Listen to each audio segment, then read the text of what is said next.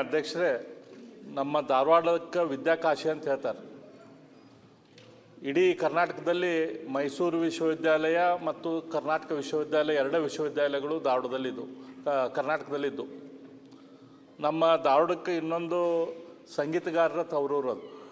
Hindustani classical ಮ್ಯೂಸಿಕ್ದಲ್ಲಿ ಇವತ್ತು ಭೀಮಸೇನ್ ಜೋಶಿ, ಸವಾಯ್ ಗಂಧರ್ವ್, ಕುಮಾರ್ ಗಂಧರ್ವ್, ಮಲ್ಲಿಕಾರ್ಜುನ್ ಮನ್ಸೂರ್, ಬಸವರಾಜ್ ಗುರು, ಬಸವರಾಜ್ ಕಟ್ಟಿಮನಿ, ಈ ರೀತಿ ಎಲ್ಲ ಸಂಗೀತ ದಿಗ್ಗಜರು ಅಲ್ಲೇ ನಮ್ಮ ಧಾರವಾಡದಲ್ಲೇ ಇರುವಂಥ ಊರು. ಧಾರವಾಡದಲ್ಲಿ ಕಲ್ಲು ಒಗೆದ್ರೆ ಒಂದು ಸಾಹಿತ್ಯಗಳ ಮೇಲೆ ಹೋಗಿ ಬೀಳ್ತೈತೆ ಅಂಥೇಳಿ ಅದು ಪ್ರತೀತಿ ಎಲ್ಲರೂ ಹೇಳ್ತಾರೆ. ಅದು ವಿಷಯನ ಹೇಳ್ತೇನೆ.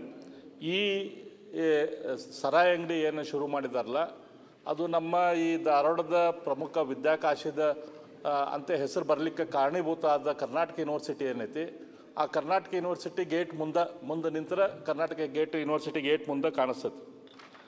ಈ ಏರಿಯಾ ಏನೈತಿ ಈ ಸರಾಯಿ ಅಂಗಡಿಯಲ್ಲಿ ಶುರುವಾಗೈತಿ. ಈ ಸರಾಯಿ ಅಂಗಡಿ ಶುರುವಾದ ಮುಂದನ ನಮ್ಮ ಗಿರಡ್ಡಿ ಗೋವಿಂದರಾಜ್ ಪ್ರಸಿದ್ಧ ವಿಮರ್ಶಕರು ಅವ್ರ ಮನೆ ಐತಿ, ಅಲ್ಲೇ ಚನ್ವೀರ್ ಕಣ್ವಿ ಅವ್ರ ಮನೆ ಐತಿ, ಅಲ್ಲೇ MM ಕಲಬುರ್ಗಿ ಅವ್ರ ಮನೆ ಐತಿ, ಅಲ್ಲೇ ರಾಜೂರ್ ಅವ್ರ ಮನೆ ಐತಿ, ಅಲ್ಲೇ ನಿಮ್ಮ ಮಂಗಳೂರಿನ VC ಆಗಿದ್ದ, ಆಮೇಲೆ ನಮ್ಮ UGCಯ ಚೇರ್ಮನ್ ಆಗಿದ್ದ MI ಸವದತ್ತಿ ಅವ್ರ ಮನೆ ಐತಿ. ಈ ರೀತಿ ಎಲ್ಲ ಪ್ರಮುಖರ ಸಾಹಿತಿಗಳ, ಚಿಂತಕರ, ವಿಚಾರವಂತರ, ಮ್ಯೂಸಿಷಿಯನ್ಸ್ ಮನೆಗಳು ಇರುವಂಥ ಏರಿಯಾ. ಈ ಸರಾಯಿ ಅಂಗಡಿ ಮುಂದನ ಚರ್ಚ್ ಐತಿ. ಈ ಸರಾಯಿ ಅಂಗಡಿ ಮುಂದನ ಉತ್ತಂಗಿ ಚನ್ನಬಸಪ್ಪನವರು 1850ರಲ್ಲಿ ನಮ್ಮ ಧಾರವಾಡದಲ್ಲಿ ಅವರು ಶಾಲೆಯನ್ನು ಶುರು ಮಾಡಿದರು. ಕೇವಲ ಶಾಲೆಯನ್ನು ಶುರು ಮಾಡಲಿಲ್ಲ, ಈ ಉತ್ತರ ಕರ್ನಾಟಕ ಭಾಗ ನೆಗ್ಲೆಕ್ಟ್ ಆದ ಭಾಗ ಉದ್ಧಾರ ಆಗ್ಬೇಕಂತಂದ್ರೆ ಇಲ್ಲಿ ಶಾಲಾ ಶಿಕ್ಷಕರನ್ನ ತಯಾರು ಮಾಡ್ಬೇಕಂತ ಶಾಲಾ ಶಿಕ್ಷಕರಿಗಾಗಿ ಒಂದು ಶಾಲೆಯನ್ನು ಶುರು ಮಾಡಿದರು, ಟೀಚರ್ಸ್ ಟ್ರೈನಿಂಗ್ ಇನ್ಸ್ಟಿಟ್ಯೂಟ್. ಆ ಉತ್ತಂಗಿ ಚನ್ನಬಸಪ್ಪನವ್ರ ಹೆಸರಲ್ಲೇ ಅಲ್ಲಿ ಒಂದು ನಮ್ಮ ಕ್ರಿಶ್ಚಿಯನ್ ಇನ್ಸ್ಟಿಟ್ಯೂಟ್ ಒಂದು ಸ್ಕೂಲ್ ಶುರು ಮಾಡಿದೆ. ಆ ಸ್ಕೂಲ್ ಕೂಡ ಅಲ್ಲೇ ಐತಿ, ಚರ್ಚ್ ಐತಿ. ಈ ರೀತಿ 10 ಹಲವು ಇಂಪಾರ್ಟೆಂಟ್ ಇವು ಅದಾವೆ. ಅದ್ರ ಪಕ್ಕದಲ್ಲಿ ಸರಾಯಿ ಅಂಗಡಿ ಬಾಜುಕನ PG ಅದಾವೆ, ಲೈಬ್ರರಿ ಅದಾವು. ಇದೆಲ್ಲ ಇದ್ದಾಗ ಆ ಜಗನೂ ಕೂಡ ಎಣ್ಣೆ ಆಗಲಿಲ್ಲದಂಥ ಜಗ ಇದು. ಅವ ಏನು ಮಾಡಿದಾನ ಸರಾಯಿ ಅಂಗಡಿ ಮಾಲೀಕ, ಆ ಏರಿಯಾದ ಕಾರ್ಪೊರೇಷನ್ ಅಂತ ಕಡೆಯಿಂದ ಟ್ರೇಡ್ ಸರ್ಟಿಫಿಕೇಟ್ ತೊಗೋಬೇಕು, ಅಲ್ಲಿ ಝೋನಲ್ ಆಫೀಸರ್ ಕಡೆಯಿಂದ. ಅದನ್ನು ತೊಗೊಳ್ಳಾರ್ದ, ಯಾಕಂದ್ರೆ ಅವ್ನು ಗೊತ್ತಿತ್ತು ಅಲ್ಲಿ ಝೋನಲ್ ಆಫೀಸರ್ ಕೊಡಲ್ಲ ಅಂಥೇಳಿ, ಬೇರೆ ಕಡೆಯಿಂದ ಹೋಗಿ ಒಂದು ಕಡೆಯಿಂದ ಝೋನಲ್ ಆಫೀಸರ್ ಕಡೆಯಿಂದ ಸರ್ಟಿಫಿಕೇಟ್ ತೊಗೊಂಬಂದು ಅದನ್ನು ಇವರಿಗೆ ಕೊಟ್ಟಾನ. ಇದು ತಪ್ಪು ಕೊಟ್ಟಾರಂತೇಳಿ ನಾವು ಆಲ್ರೆಡಿ ಅಲ್ಲಿ ನಿಮ್ಮಂಥ ಇದ್ದಂಥ ಆಫೀಸರ್ಗೂ ಹೇಳಿದ್ವಿ, ನಾವು DC ಅವ್ರ ನೋಟಿಸಿಗೂ ತೊಗೊಂಬಂದಿವಿ, ಇದು ಪ್ರಾಬ್ಲಮ್ ಆಗತ್ತೈತಿ, ಇಲ್ಲನೇ ಶೇರೆ ಅಂಗಡಿ ಶುರು ಮಾಡ್ತಿದ್ದಾರಂತ.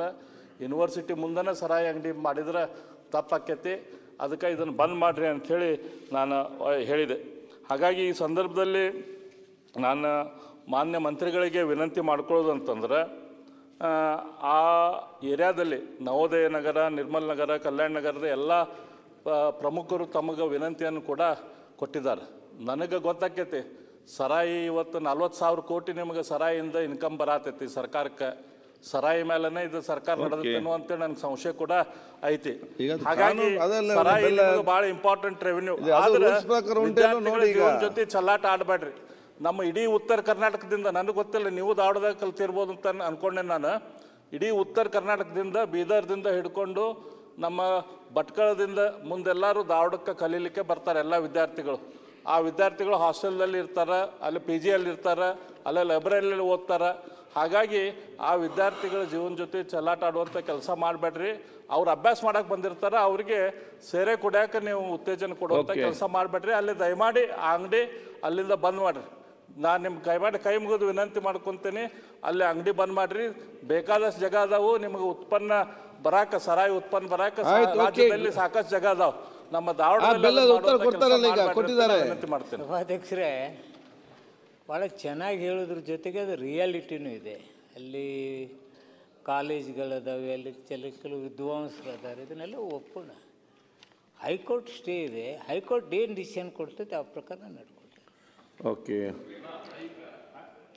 ಹೈಕೋರ್ಟ್ ಸ್ಟೇದಲ್ಲಿ ಏನು ಮಾಡ್ತೀರಿ ಈಗ? ಹೈಕೋರ್ಟ್ ಸ್ಟೇ ಎದಕ್ಕೈತಿ? ಟ್ರೇಡ್ ಸರ್ಟಿಫಿಕೇಟ್ ಏನು ಕ್ಯಾನ್ಸಲ್ ಕಾರ್ಪೊರೇಷನ್ ಮಾಡೈತಿ, ಅದ್ರ ಮೇಲೆ ಹೈಕೋರ್ಟ್ ಸ್ಟೇ ಐತಿ. ನಿಮ್ಮಲ್ಲಿ ಬೇರೆ ಕಾನೂನಲ್ಲಿ ಬೇರೆ ಮಾರ್ಗ ಅದಾವು. ಆಮೇಲೆ ಏನೈತೆ, ಅದು ಉತ್ತಂಗಿ ಚನ್ನಬಸಪ್ಪ ಸ್ಕೂಲು 98 ಮೀಟ್ರ್ ಐತಿ, ಇವ್ರ ಪ್ರಕಾರ 100 ಮೀಟ್ರ್ ಇರಬೇಕು. ಇವರು ನೀವು ಡಿ ಸಿ ಅವ್ರನ್ನ ಕಳಿಸ್ರಿ ಮೆಜರ್ಮೆಂಟ್ ಮಾಡಕ್ಕೆ ನಾನು ಹೋಗ್ತೇನೆ. ಕೋರ್ಟ್ ಅಲ್ಲಿ ಇದೆಲ್ಲ ಬೆಲ್ಲ 98 ಮೀಟರ್ ಇತ್ತಂದ್ರೆ ಅದನ್ನ ಬಂದ್ ಮಾಡ್ರಿ. 100 ಮೀಟರ್ ಇರ್ಬೇಕಲ್ಲ ನಿಮ್ ಪ್ರಕಾರ. ನಿಮ್ಮವ್ರು ಅದು ತಪ್ಪು ಮೆಜರ್ಮೆಂಟ್ ಮಾಡಿ ಏನ್ ಬೇಕೋ ಅವೆಲ್ಲವೂ ಅದಾವೆ.